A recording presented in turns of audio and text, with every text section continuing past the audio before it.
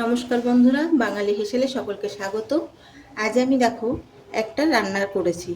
এটা একটা শাক কিভাবে ভেজেছি এবং শাকটা কি সেটা সবই তোমাদের সঙ্গে বলবো।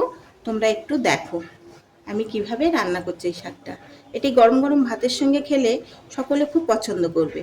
বাড়ির বুড়ো থেকে বাচ্চা সবাই এটা পছন্দ করবে। একবার করে দেখো, খুব ভালো লাগবে। এইগুলোকে আমরা গ্রাম্য ভাষায় গাধামণি শাক বলি, তোমরা কি বলো আমি জানি না।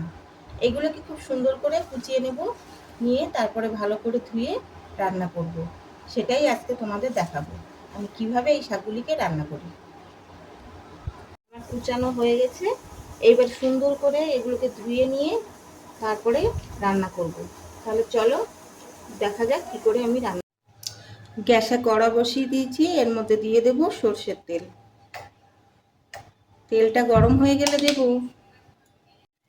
শুকনো লঙ্কা,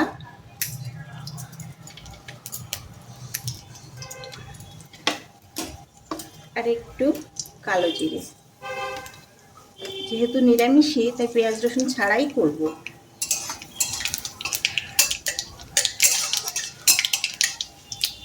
এটা একটু ভাজা ভাজা হয়ে গেলে এর মধ্যে শাক তুলে দেব। এই যে ভাজা ভাজা হয়ে গেছে, সুন্দর একটা সেন্ট আসছে। এবারে তুলে দেব শাক।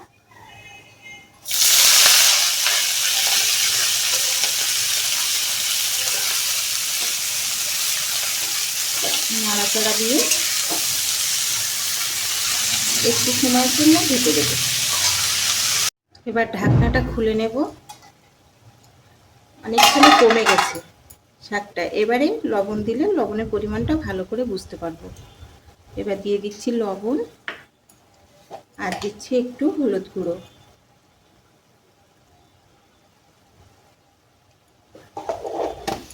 আবার নেড়ে চেড়ে ঢাকিয়ে দেব।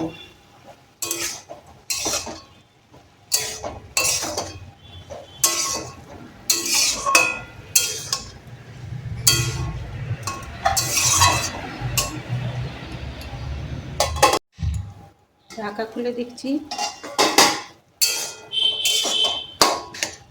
সেদ্ধ হয়ে গেছে ভালো করে।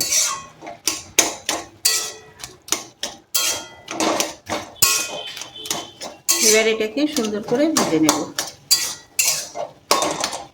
এর মধ্যে দিয়ে দেব একটু ভাজা লঙ্কার গুঁড়ো, তাহলে একটু ঝাল ঝাল হবে।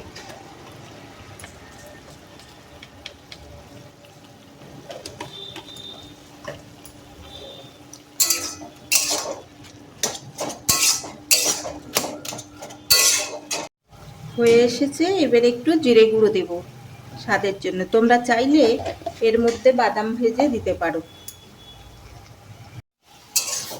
হয়ে গেছে আমার শাক ভাজা। এবারে এটিকে একটি পাত্রে তুলে নেব। তারপর গরম গরম ভাতের সঙ্গে খেয়ে দেখো একবার, খুব ভালো লাগবে।